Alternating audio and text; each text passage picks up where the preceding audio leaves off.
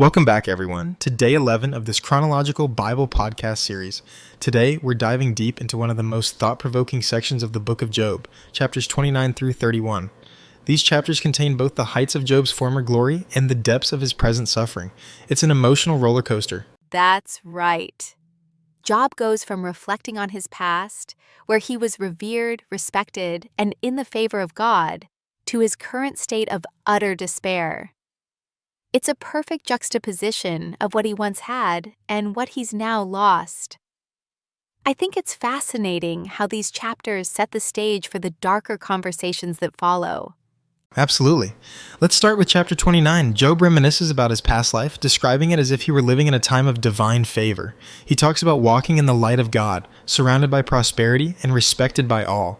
How do you think this first part reflects Job's mindset, looking back at his former life? Job clearly sees his past as a time of blessings and divine favor. He felt God's protection, and that sense of divine guidance was his foundation. The mention of his children being around him, and how the young men hid themselves in his presence, suggests he was not just successful, but almost untouchable, someone who commanded respect. It paints a picture of a man at the peak of his power and influence. But what's fascinating is how Job's identity was tied to this favor. Right? His sense of self was completely wrapped in his relationship with God. When he says, "Oh, that I were as in the months of old," it's clear he's yearning for that security and peace. But as we know, things have drastically changed. That sense of security has vanished, and he's now grappling with the absence of that divine protection. Yes, and the way he describes his actions, delivering the poor, helping widows, and acting as a protector, shows how much he took pride in doing righteous deeds. But then, in chapter 30, his tone shifts dramatically. He begins to describe how those younger than him now mock him. The tables have completely turned, and now he's the subject of ridicule. The irony is striking, isn't it? He went from being a man who is respected by everyone to becoming the object of scorn. It really illustrates how quickly fortunes can change. And in his despair, Job compares himself to outcasts living in desolation, which contrasts sharply with his past. How do you think this shift in how Job sees himself affects his view of God? It seems like Job is experiencing a real crisis of faith here. He's confused and hurt by what feels like divine abandonment. He asks, "Why have you turned on me?" He doesn't feel the comfort of God anymore, and the darkness he describes in chapter 30 reflects that. Job's world is now one of suffering, and he's questioning why God would allow this to happen to someone who was once righteous. Exactly. And then in chapter 31, we get this really intense self-reflection. Job makes what seems like a public declaration, listing all the ways he has tried to live righteously. He talks about not lusting after women, helping the poor, and even treating his servants with respect.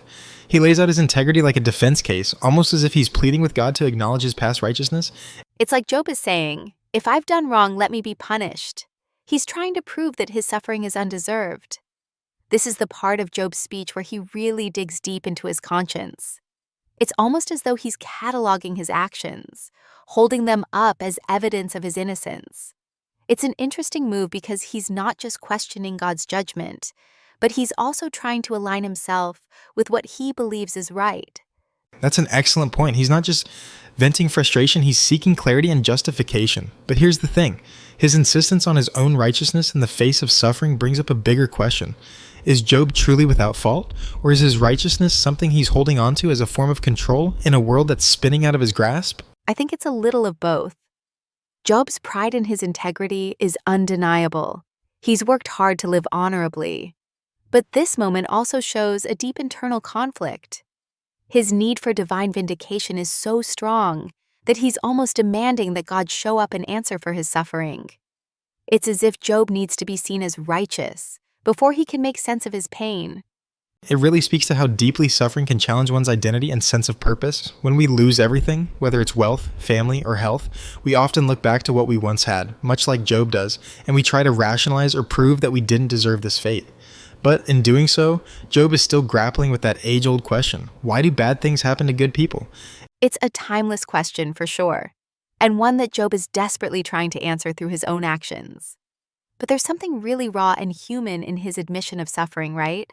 His plea for God to answer him, his willingness to bear the weight of his own mistakes if he has made any.